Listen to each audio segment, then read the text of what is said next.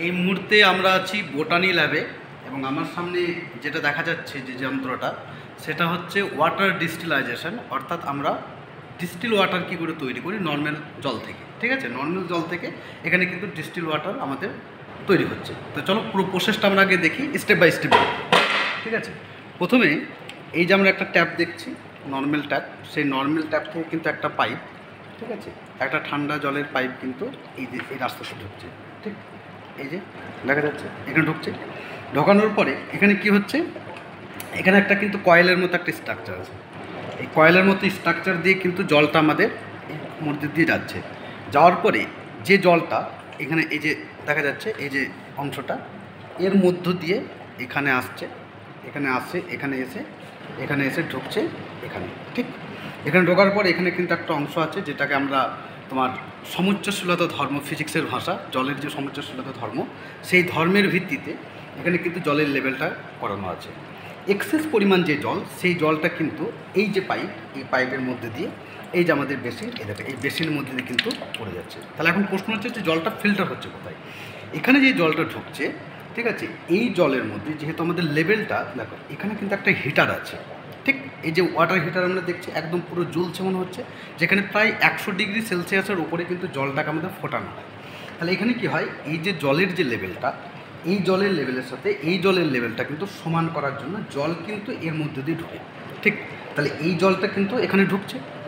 ঢোকার পরে এখানে দেখো কারেন্ট দেওয়া আছে। ঠিক আছে, কারেন্ট দেওয়ার ফলে এই যে দুটো কারেন্ট, নিচে যে ওয়্যার লাগানো আছে, কারেন্টের তার লাগানো আছে পেছনে। ঠিক আছে, এখানে জলটা তোমার হিট হচ্ছে, প্রচণ্ড তাপ। জলটা হিট হওয়ার ফলে এর মধ্যে যে ভ্যাপার যেটা তৈরি হচ্ছে, যে বাষ্প যেটা তৈরি হচ্ছে, সে ভ্যাপারটা বা বাষ্পটা দেখো একটু আমি কাছে নিয়ে আসি। এই যে ভ্যাপারটা, সেই ভ্যাপারটা কিন্তু এর মধ্যে দিয়ে যাচ্ছে। এই যে কয়েল আছে না, কয়েলের ভেতরে দেখো আর একটা মনে হচ্ছে যেন গোল পাইপ ঢুকে আছে। কয়েলের ভেতরে মনে হচ্ছে না আরেকটা যেন গোল পাইপ ঢুকে আছে। তাহলে এই ভ্যাপারগুলো যাচ্ছে কয়েলের ভেতর, এই ভ্যাপারগুলো যাচ্ছে এই যে কয়েলের মাঝে যে টিউবটা আছে, সেই টিউবের মধ্যে দিয়ে যাচ্ছে। টিউবের মধ্যে দিয়ে যে এটা কিন্তু প্রায় আবদ্ধ টাইপের আছে। এখানে যদিও একটা হালকা ছিদ্র আছে, যেখানে এক্সেস পরিমাণ যে ব্যাপার সেগুলো কিন্তু একটু বেরিয়ে যায়। তাহলে এর মধ্যে দিয়ে এই যে ভেতরের যে কয়েলের ফাঁকে যে টিউবটা আছে তার মধ্যে দিয়ে ভ্যাপারগুলো যাচ্ছে, বাষ্পগুলো যাচ্ছে। বাষ্পগুলো যাওয়ার পরে এখানে কি হচ্ছে, যেহেতু আমরা একটা ঠান্ডা জলের একটা স্রোত দিয়েছিলাম, এই যে আমি প্রথমেই দেখালাম এখান থেকে এই যে জলটা আসছে, এই কয়েলের মধ্যে দিয়ে কী হচ্ছে, এই ঠান্ডা জলের কিন্তু স্রোত চলছে।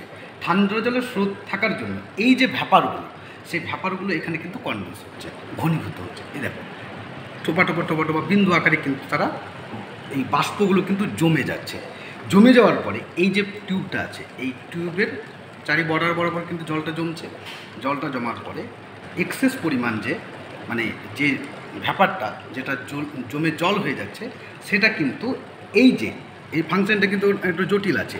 দেখো এখানে একটাতে ঢুকছে ভেতরের মধ্যে দিয়ে ঢুকছে, আর এই সাইডে কিন্তু দেখো একটা আলাদা রকমের ফাংশন আছে। ঠিক, এর মধ্যে দিয়ে ভ্যাপারগুলো আসছে, মানে ভ্যাপারটা জমে জল হয়ে যাচ্ছে, সেই জলটা কিন্তু এখানে আসছে এবং জলটা এসে কিন্তু আমাদের কোথায় জমছে, এই যে ডিস্টিল ওয়াটার যে ট্যাঙ্ক, সেখানে কিন্তু জমছে।